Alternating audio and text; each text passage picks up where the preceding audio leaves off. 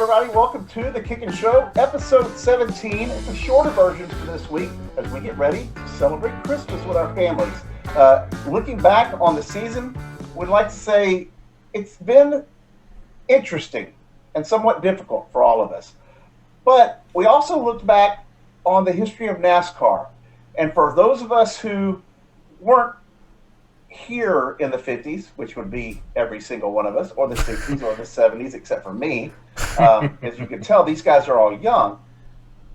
We're going to talk about which drivers we would like to have seen race. Seth, kick it off. Well, for me, it's Wendell Scott. He mainly drove in the 1960s. He was forced to retire after an accident in 1973 at Talladega. But for me, being Jewish, I've always been drawn to the diversity side of the sport. So Bill Lester, Wendell Scott, and even today Bubba Wallace, just to follow their careers. So to see what the odds that Wendell had to overcome to get his first and only win, at least the only documented NASCAR win, let alone a championship in, I believe, the Dixie Series in, I think, 1957 or something like that. I did a project on way back when. But it's one of those, his career has always interested me, and I would love to have seen him be able to race and overcome those odds that were always stacked against him. What was your reaction when you first heard the story of Wendell Scott not being awarded that win and getting awarded it later? Honestly, it was a bit frustrating, at least for me, because, again, being somebody who, at least for me, being of a different faith, I could almost understand a little bit better than maybe the average person being passed over or being looked over and not getting the recognition that maybe you deserved. I mean, granted, I can't compare anything that I've been through to anything he had to go through, but at the same time, I almost feel like I have a slight understanding, maybe more than the average person. Zach, who would you reflect on if you were, gonna go back in time and you could watch a driver and go to the track like we used to do in 2019 and cover them? Mario Andretti.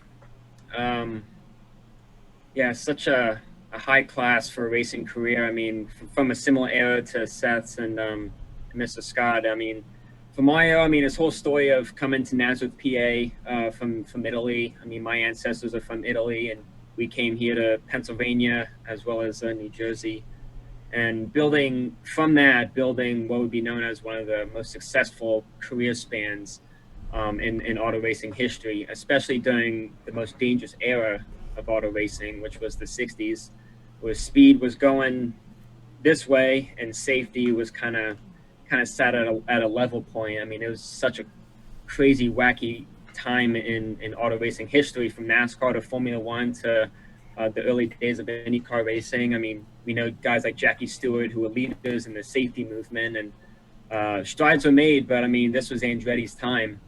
And to move from IndyCar racing, where he won dozens of races, the Indy 500 in 69, to F1 winning the championship in 78, which was a historic feat for an American citizen. He was only the second ever to do it.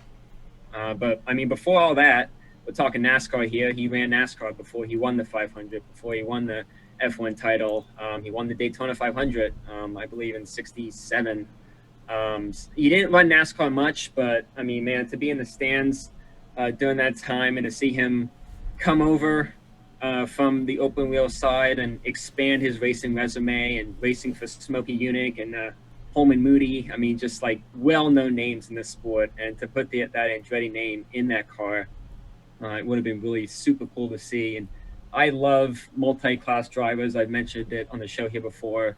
Even, these last 10 to 15 years with Dario Franchitti, Juan Montoya, Danica Patrick, Tony Stewart, Santino Ferrucci, who's trying to break into Xfinity next year from IndyCar.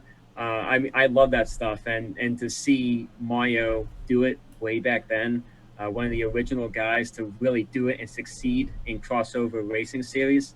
Man, what an honor that would have been. You know, Zach, I would have never known that you were from Italy with your last name the way it is. Never would have guessed that was an Italian name. Yeah, I keep it very, very personal, but I thought I'd let you guys know here today. Just to. I have a question for you, Zach.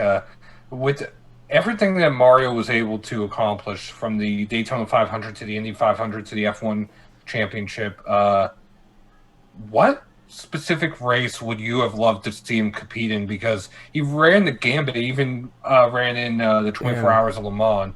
Is there a specific one that you would have wanted to see him compete in?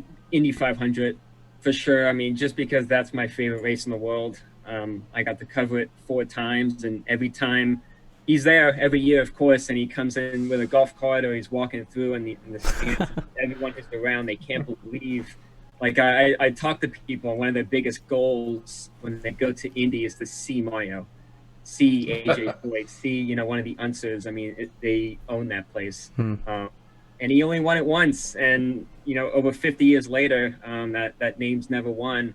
But they had that one day in 69. And as I said, I love the 60s throughout all series. I was fascinated by the cars and the danger and just where everything was heading. It was a lot of innovation that year.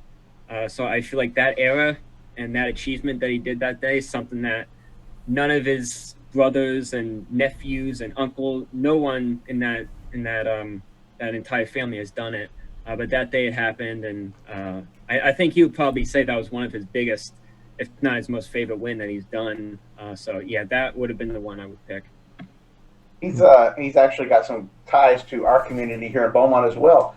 He's friends with a area benefactor, Regina Rogers, and she brings him into town a lot for fundraisers and things like that here in Beaumont, Texas. So I've met him away from the tracks and as well as at the tracks, obviously through my career in racing. But he is a very interesting and educated man. The person who knows him best, one of the people that know him best, is Louis Frank, and maybe we need to get Louis back on the show. We need to get Louis back on the show for a couple reasons, but maybe he can talk to us, and you and Louis can reminisce about Mario. I think that'd be really cool. And I know for a fact Louis has some stories about Mario because he did a couple seminars for the Jewish Council Lake Norman a few years ago on Jews and motorsports and racing in general. So, yeah, he has some stories that I've heard. Although I will say this about Mario, he is actually still racing from time to time today, granted virtually. He borrows Zach Veach's iRacing account from time to time. Well, there you go. And I got to interview him once back in 2015. I was, 19 years old at the time, doing IndyCar from Pocono.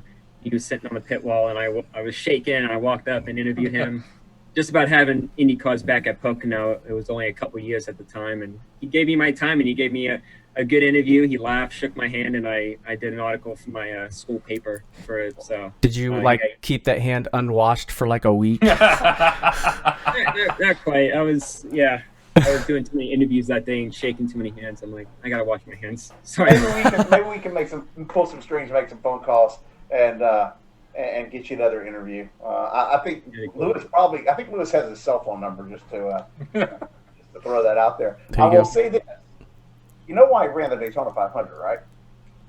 Why is that? Money. It was a big paying race back in the day. Mm-hmm. That was like one of the highest paying races out there. So that's one of the main reasons why. And this is the love of the sport. But for him to come over and do what he did, AJ, the same thing. AJ still is indestructible and a great racer and a great nemesis to on the track to Mario. So that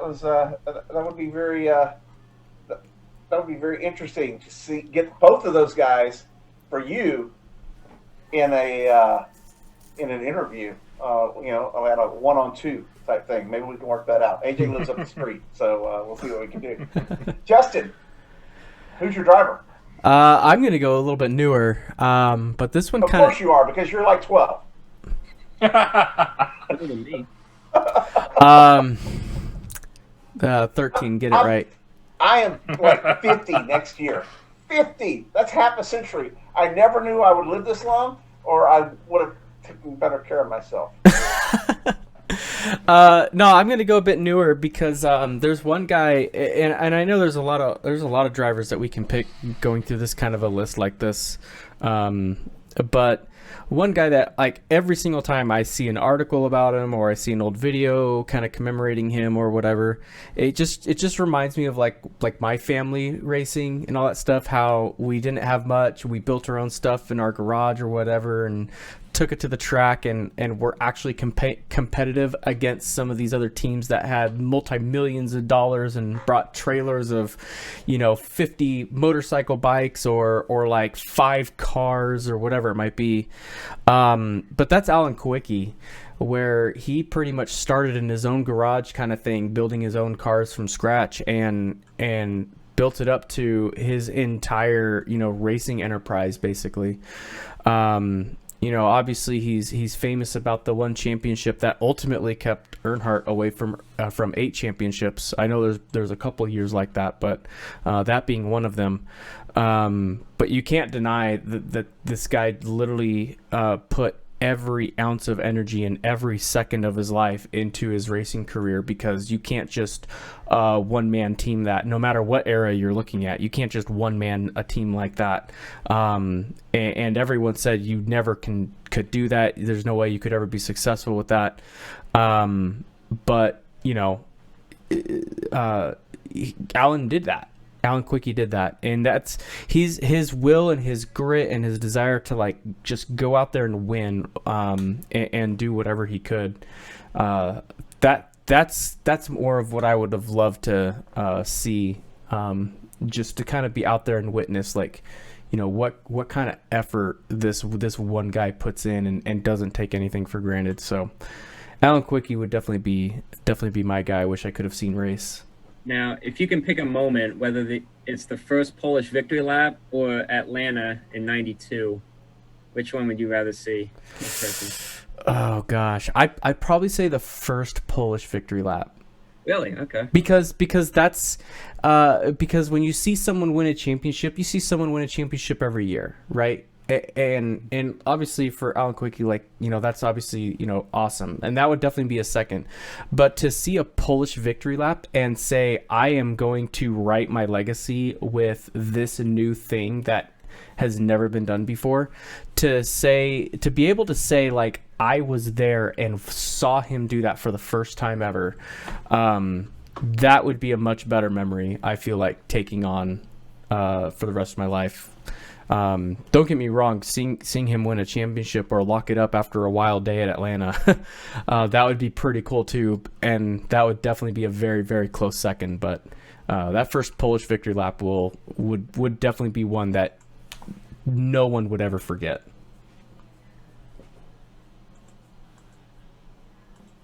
I guess it's down to me. Yeah. I'm going to go, as we talked about before the show, I was going to talk about Red Byron, but I'll mention him briefly as far as I would have loved to see him drive because of his sacrifices that he made for our country in the war. He lost a leg, but he went out to race and became, a championship driver. He beat Bill France in a race, like the first race back after the war. He beat Bill France. So he was right. He drove for Raymond Parks, who, if you don't know who Raymond Parks is, he was like one of the greatest engine builders in the history of the sport. Also probably did some gambling and some things like running moonshine that that would fascinate my alter ego. But the guy who I really wished I could have seen race is Richard Petty. Of all the drivers in NASCAR, of all the races I've seen, I've only been covering NASCAR for 20 years, and I've only really been interested in NASCAR for about 22 years, so about 98, 99 in going into the 2000, that's when I started watching more and more races. It was just not something that I wanted. My family raced. My dad used to race. My grandfather used to race. I had the opportunity to race, but I wanted to take photos and do newspaper stuff back in high school. So, and y'all see me do iRacing, so my driving, that's probably a good thing that I didn't go into racing. But to look back and to see and think about what Richard Petty has done with 7 championships, no one's been able to get there. No one's been able to pass him. People have been able to get there. Jimmy Johnson showed that he could get there. Dale Earnhardt showed that he could get there, but they couldn't get beyond it. 200 wins. You can argue that, and I've made this argument, that he raced, 3 days, 4 days, 5 days a week. So of course he was going to rack up wins. He also cherry picked races where he knew his car was going to, blow away the field. He won by, 6, laps, 10 laps, 15 laps, 20 laps. He was dominant, but that was how you played the game. So to see him and to see what he built, his father was in racing, his son and his grandson, who we lost, was in racing. That whole Petty legacy, it just, they built, like this idol-like, godlike name in NASCAR. And I never got to see him race, not in person. I mean, I've seen replays and stuff like that, but I never got to see Richard Petty race. And, I'll tell you what the coolest thing was when he went out with that Superbird, and he was turning some damn fast laps, a year and a half ago, and they had to call him in, and he just ignored them and kept running around the track. That was cool. Okay, Yeah. that was like they had a black flag Richard Petty. Okay, Yeah. That was cool. So, I don't know if that was planned, but it was freaking awesome. So I would have loved to have been able to see a real race with Richard Petty, and I do regret that, but I mean, it's just a sign of the times. It's like you guys weren't born with some of the guys that you wanted to see, or you weren't old enough to go to the races. It wasn't something that I thought about, or even it didn't cross my mind. And so yeah, that would have been that would be my driver is Richard Petty.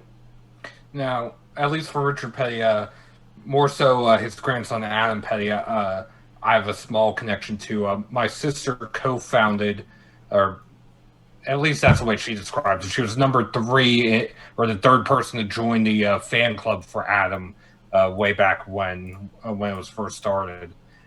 So the Petty family has always had at least a place in my family's heart, so to speak, because of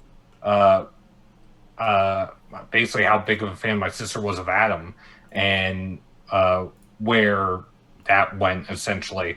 But something interesting about Petty that I actually noticed because I was looking at something out of curiosity. His last championship, 79, was the first full season for Dale Earnhardt, who would go on to win 7 championships. Dale Earnhardt, his last championship was, I believe, in 94, and the mantle got passed to Jeff Gordon, who passed the mantle to Jimmy Johnson. Yeah. And it always seems like their last championship is when the mantle gets passed. So I wonder who Jimmy is passing the mantle to, so to speak. Oh, Larson. Yeah.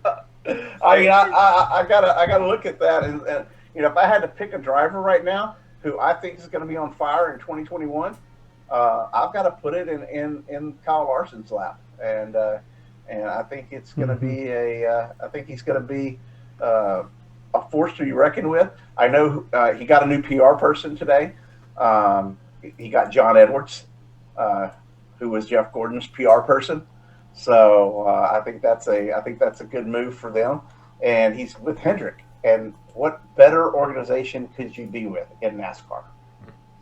Yeah, it is really interesting with Richard. I'm just looking at his racing reference page, and it turns my hair white looking at these freaking numbers. 1,184 starts, 712 top tens, 51,000 laps left. I mean, But Well, you know, well, we did- He raced sometimes twice a day. yeah, and here's something else to think about. There was half a season, or 3/4 of a season, he didn't compete because of NASCAR's Hemi ban. That he went and ran dragsters. yeah. Yeah. Yeah. So, They don't, you know. but imagine how many more wins he might have had that ban not taken place. Or possibly an 8th championship. Yeah, he finished second a few times, but really, when I see those numbers, it definitely solidifies what he did on track. But yeah, none of us got to see him race. But one of the big tentpoles of what made Richard Petty special was also what he did on the track, but also what he did off with the fans. And like, I feel like he was one of the first real big personalities and someone who took a lot of time to spend time with the fans, and he signed every autograph. Like, he knew he was there to serve the fans, and that's something that we still see today. A lot of these older drivers who raced back in the day, they're not really involved anymore. Cale Yarborough, these guys, and we kind of don't hear about him. But Richard, he's in the sport now as much as he ever has been, with his ownership, and he's at the track all the time. He's got that same look. Everyone, yells when they see him, and he signs so many autographs and spends so much time in the garage. So we didn't get to see him race, but we still get to see that side of him that was present back in the day, and it's still present today. I want to say this real quick before we close out the show.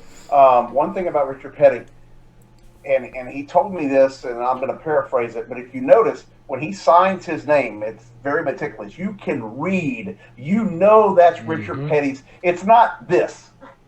He takes time to meticulously write his name so that person knows that's Richard Petty's signature. And that's important to him.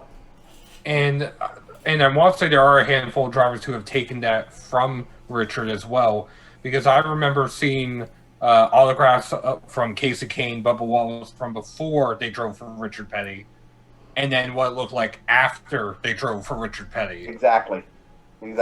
So, yeah, I took one picture of a fan who had his autograph on his head. Was it tattooed? Head. Wow. Dude, I gotta take your picture, so I took his photo. I've seen some on the arms and other areas of the body, but not on the forehead. But like I said, that's one of the that's one of the reasons why he's so iconic in this sport. And I would have loved to have seen him race in real life. Okay, guys, that's going to do it. We don't have Sarah here. We don't have Matt here. We don't have Jordan. We don't have Summer. We don't have Rachel because she's in the other room. But from all of us here at Kickin the Tires, Merry Christmas, and we'll see you. We're gonna do another show, a little short show, right before New Year's. But thanks for everybody for tuning in and supporting us here at Kickin the Tires. Hit the like and share button.